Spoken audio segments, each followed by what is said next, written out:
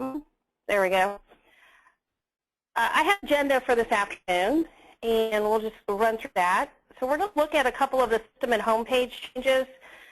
This might be new to some of you if you've not seen GP 2013. It's going to look a little different. So I point out a couple of enhancements that will affect everybody. We'll talk human resources, advanced human resources, payroll extensions, PTO Manager, HR self-service, and then I'm going to just talk about our payroll HR Center of Excellence at the end.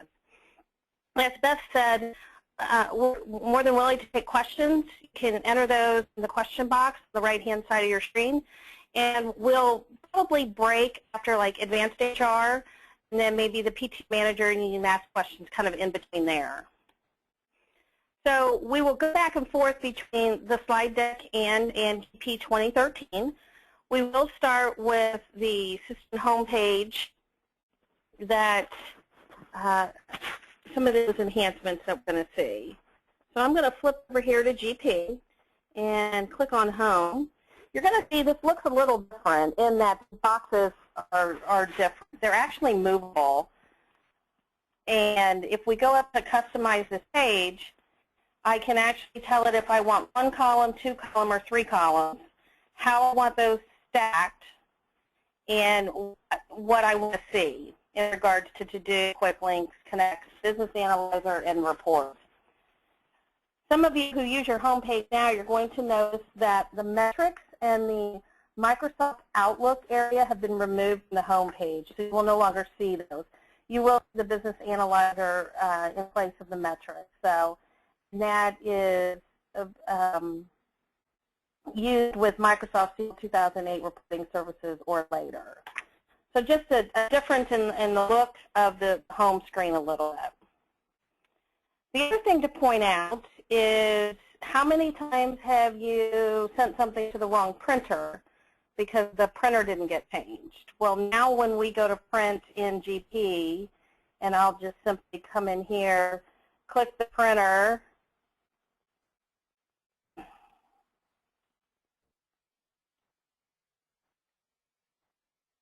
and when I click on printer, it actually asks me which printer. So that is huge.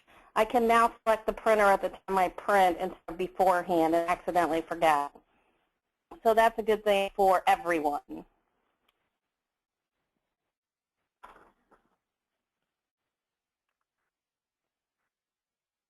So now we'll move into the actual HR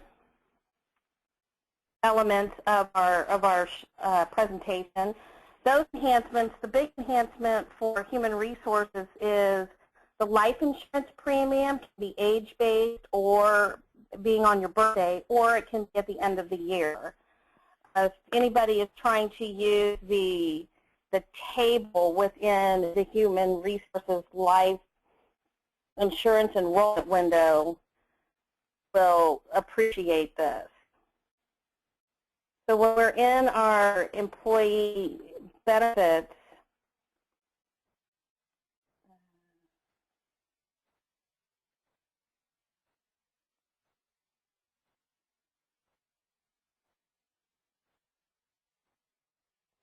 so now we bring up our life insurance plan and we set those up, and if they're age-based, we can base them on the birth date or we can base them on the end of the year. So for those whose programs change as an employee reaches a certain age, we can now enter that as our table instead of just having everybody at the same time. So that's huge in regards to life insurance. I know, I think of a couple people that are supposed to be on the call that's going to benefit. So that's our one big human resources enhancement that we have specific to the human resources module. We also have advanced human resources, and just to point out what that is, it's an add-on human resources. And there are 3 pieces to it that you can take advantage of. The Benefit Lifecycle Manager, as you can tell, that's designed to create HR and payroll benefits, payroll deduction setup records that aren't affected till the future. So we can set them up if they're for next year and make them effective next year as opposed to beginning of the year, as opposed to having to change everything at the last minute. Another part of the advanced HR module is the certifications, licensing, and training manager. And this sits on top of HR, as I mentioned. Even though HR has some certifications, licensing, and training, this piece of HR or advanced HR enhances that even more. You can store expiration dates, you can store historical licensing or historical certifications, that kind of thing. Another piece of advanced HR, employee health and wellness, where you can track immunizations, vaccinations, and tests that are required for your employees. So just a little bit about advanced HR if you're not currently using it. So the enhancements for advanced HR are advanced warning notice, and I'll explain what that means, editable labels for the user-defined fields for certification, licensing, and training, as well as being able to delete some mystery records.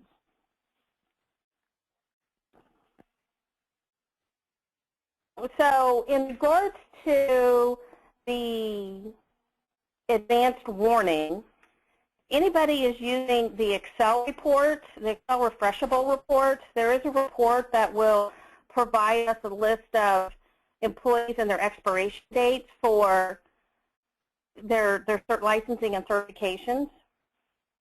And now it includes the employee email address and the supervisor email address. So that makes it easier to notify your employees and your supervisor when those expiration dates are coming.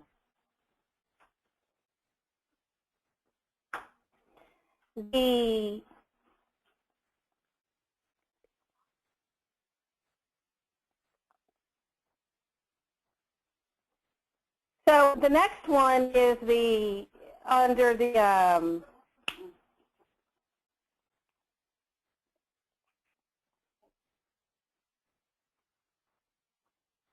sorry, I'm trying to get down here. Under licensing and certification, we can actually label the user-defined fields in here. Excuse me. So as you see, I just kind of labeled them, user-defined 1, 2, 3, 4. I put licensing and certification in front of them. So when we're actually in those, and if I click on this maximize, minimize, multi-column mode, I can actually expand out on that. So you can get switched to cards. It's one of the changes. So if I scroll down here to the licensing and certification piece of it,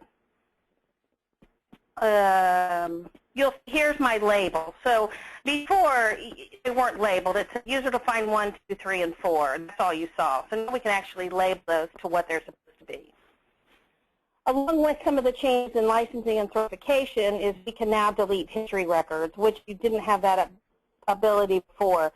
So if you entered something incorrectly, now we have an incorrect record in here. It can actually go in and delete those records. So that makes that easier there. Actually, that would be up here. So I delete those history records now.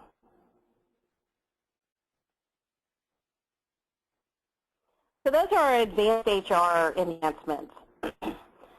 Now, we're going to talk a little bit about payroll extensions. Payroll extension only works with payroll, but it's included in a synopsis of the webinar, so I wanted to make sure we touch base on it. So payroll extensions are free to anybody who has payroll, and there's 3 pieces to it. There's payroll to payables integration.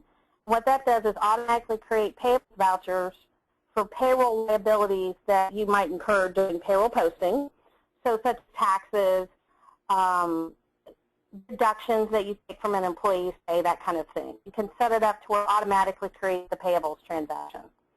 Overtime Rate Manager provides enhanced overtime calculation methods for blended rates. So if you have some unique overtime requirements, payroll extensions may be able to help you with that. The last piece of payroll extension is the deduction arrears, and that enables you to track deduction balances when an employee's net pay may not be able to cover all of their actual deductions. So it tracks if they don't make enough to maybe pay their health insurance and their life insurance, that type of thing. And then the next pay, you can take those and play catch-up, if you will. So there are some payroll extensions. I'm not going to cover these a lot because they are going to cover it more in the payroll, but I did want to make you aware of them. So there's mandatory arrear templates with reminders. There's some additional deductions and arrears reporting settings. There's payroll to payable integration vouchers consolidation. So some of the taxes, when they would come over individually on the payroll to payable integration, those are now going to be consolidated.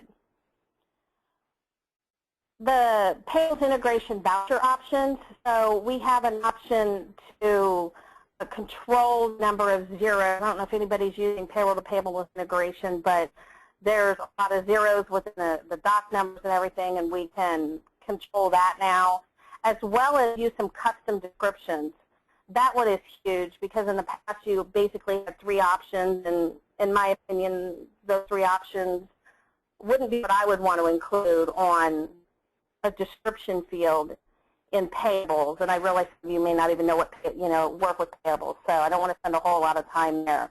But these are some extensions that, or some enhancements that have been added to the payroll extensions that's huge. To my knowledge, they have not done a lot with payroll extensions since they purchased it from Integrity Data 5 or 6 years ago. So now we're going to move on to PTO Manager. Again, this is a module that is used more with payroll. Not to say you can't use it with payroll and HR. It's used more if you have just payroll. But it is a way to manage your vacation and your sick policies automatically. Sometimes they're more complex than what just HR alone can do. So it's going to help you reduce some of your overhead costs as well as reduce paperwork, the time required by your payroll staff to manage the manual PTO record-keeping process. So I can show you a little bit of this. I do have a screenshot here. I wanted everybody to see kind of what this provides and what it's giving. So you can see you can have a PTO code, and you can have multiple accrual schedules. So you have a vacation accrual schedule, you have a sick accrual schedule. The one thing that's nice about PTO Manager that HR alone does not do is you can have a waiting period, and you can set these up to where you can carry over hours from year to year if your PTO policy allows for that, or you can set it to where there's no maximum and it zeroes out. And in this case, it's automatic, where in human resources alone, you don't have that option. It's basically you can stop accruing and that's it, but when it comes to carryovers and that kind of thing, you have to make some manual adjustments at the end of the year to allow for that. Does anybody have any questions so far?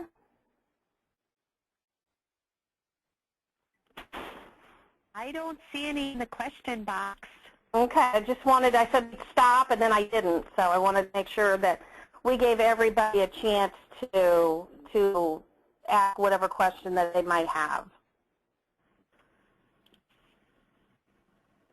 So that's a synopsis of PTO Manager. Again, it really is more of something that is used more with payroll. But I did want to make sure that we included it. So the enhancements for PTO Manager is if you're using human resources, there is a vacation calendar in there. And now PTO Manager will update that HR vacation calendar. So that makes it kind of nice. In the past, PTO Manager was not automatically updated. Manual checks were entered in payroll, and now it is. So if manual checks are entered, the PTO is going to automatically be updated. It does now allow for negative carryover. So if somebody went into the red in their PTO, but you were going to allow them to catch up the next year, it will allow for those negative carryovers. Now we have an option for PTO detail and history. Actually, what that's doing is you can go in and see the history and all the transactions in regards to PTO now, where in the past you didn't have that functionality. And there's also an exception report, so if someone doesn't have enough PTO, that type of thing, it's going to let us know.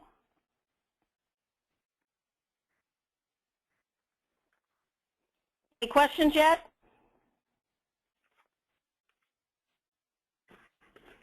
I don't see any box yet. That's fine, not a problem. So the next piece that we're going to talk about is HR self-service, and this is more to make everybody aware and remind them that the product is out there. But HR self-service is a collection of applications. It's an online self-service module that employees could have access to enter time cards, view paychecks, submit vacation requests, perform other, other related tasks without the HR staff having to assist them.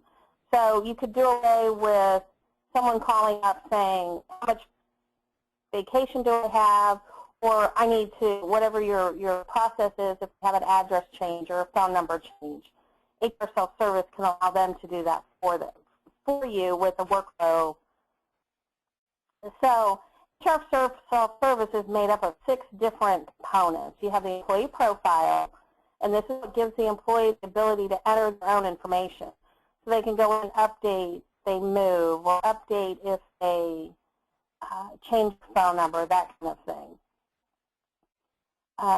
It allows the employee pay piece of it, allow employees to view their pay stubs online, so they can go out and print them, view them, and they can see all of the ones that have been posted out there since the inception of HR self-service.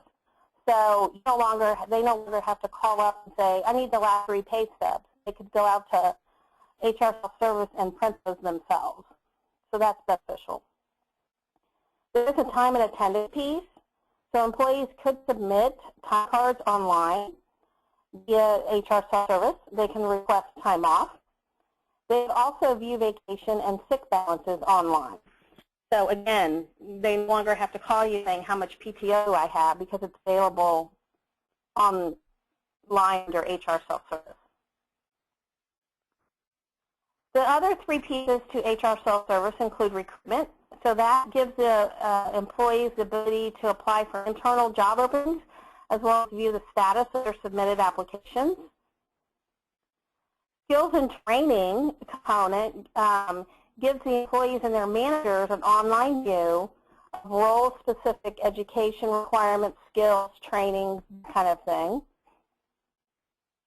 And the benefit self-service piece gives the ability to streamline your enrollment process. So you could actually put it on HR service and have employees go out there and do the open enrollment piece of it at the end of October, whatever time frame they do it. So they could go out and select the appropriate health plan and the appropriate life insurance and flex and that type of thing, and do it all online. And then it would transfer into GP, into HR, and payroll. So that could be a benefit and save employers a lot of time. So questions?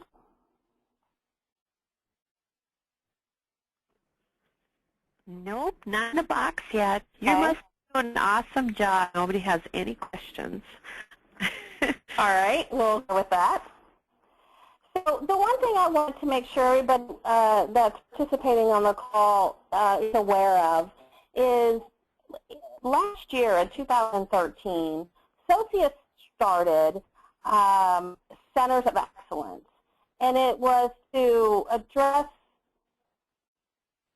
GP clients' specific business requirements. So our objective here was to assemble teams of subject matter experts, and we're focusing on certain areas, payroll HR being one of them. And I am a part of the Payroll Centers of Excellence team.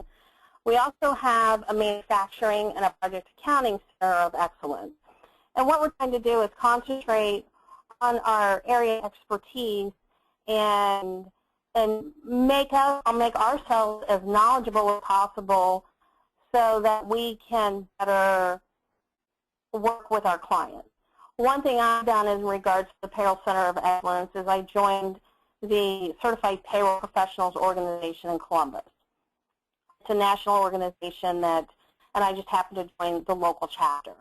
So these are things that we're trying to do to make it better for our clients and so that we can better assist them in this case in payroll and HR. Some upcoming webinars that we have that you might want to participate in depending on your role within your company is in April. We will actually be doing the same thing but specifically around payroll. So they'll cover all the enhancements in regards to 2013's payroll. In May, we'll be doing one with Dynamics GP 2013 in regards to fixed assets. It may not apply to the HR staff on the call, but you could pass that on to maybe someone in finance or that kind of thing that they're aware of.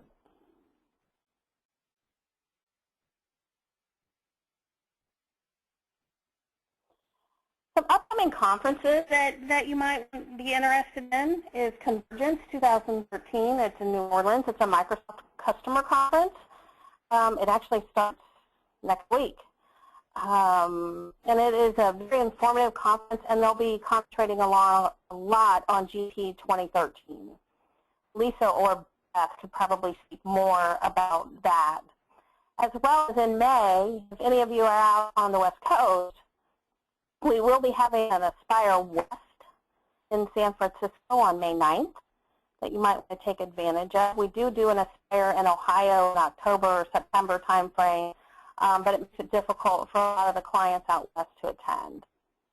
Then, as I mentioned, our Aspire 2013 that's going to be held in Columbus is scheduled for October 19th. So if you're local in Ohio somewhere, it's a wealth of information, lots of breakout sessions, that type of thing, and some very interesting keynote speakers. We've had some very interesting ones in the past, and I'm sure we can expect some more interesting ones coming up. Tina? Yes? The date for Aspire actually isn't correct. It's the 29th of October. Thank you. Yep, so just so we don't have anybody put that on the calendar.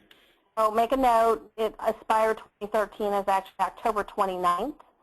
I don't know. I started with someone else's slide deck, so I don't know if I entered it wrong or if it was wrong to start with. So I apologize for the misinformation, but make sure you have that. It's October 29th. And you'll be receiving a lot of information from the account managers as it gets closer, so they'll make sure you have the right date. So that is the end of our HR presentation. If anybody has any questions, please feel free to ask. If you want to see anything in more detail, this was our agenda. I'd be more than happy to review it with you again. The enhancements for HR and the corresponding modules, there may not be a lot, but I think the ones that they have put out there are going to be important. So. Okay, thank you so much, Tina. This was an awesome presentation. There weren't any questions, so obviously you did a great job.